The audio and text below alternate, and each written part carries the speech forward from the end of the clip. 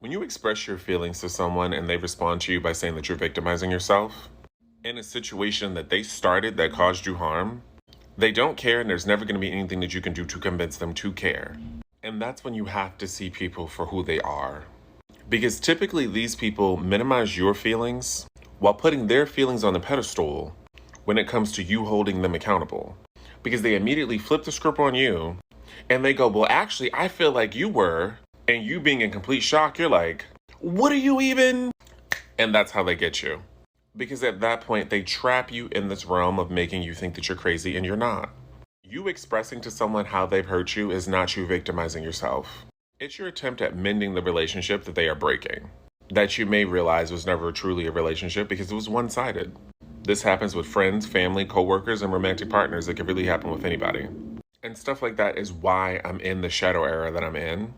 Because when you repetitiously have people referring to you as the victim in a negative way, because they don't want to take any accountability, not only does it upset you, it damn near eliminates your level of tolerance for any sort of disrespect when you reach a place of just being done with everybody.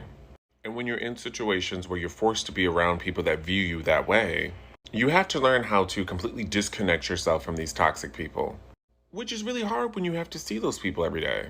It kind of forces you to play this game of protecting your energy. And a lot of times they start cornering you. You're acting brand new. You're acting different. You're acting funny. You're taking things too far. No, babes, you're acting accordingly. And they just can't handle the fact that you've called your energy back to you. And a lot of times these things mess us up. Because when you're forced to stay in that environment against your will for a really long time, you might start to question yourself. Question how you feel about the situation. Start to doubt yourself. You're not wrong, it's them.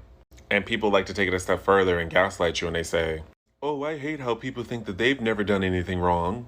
Which then makes you question yourself, but you shouldn't.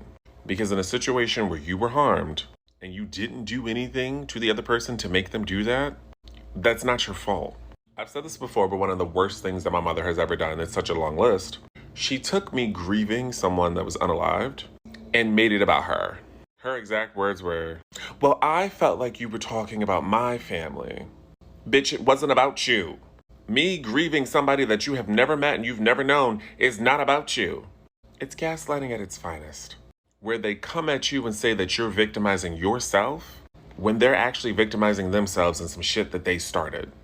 And it's usually the biggest mindfuck when you just can't believe that they would take it that far. But I want you to understand that people will take it further than you can ever imagine. And this is why sometimes I have no problem taking us straight to hell if you really want to go there so goddamn bad. You want to be hot so bad, burn, bitch.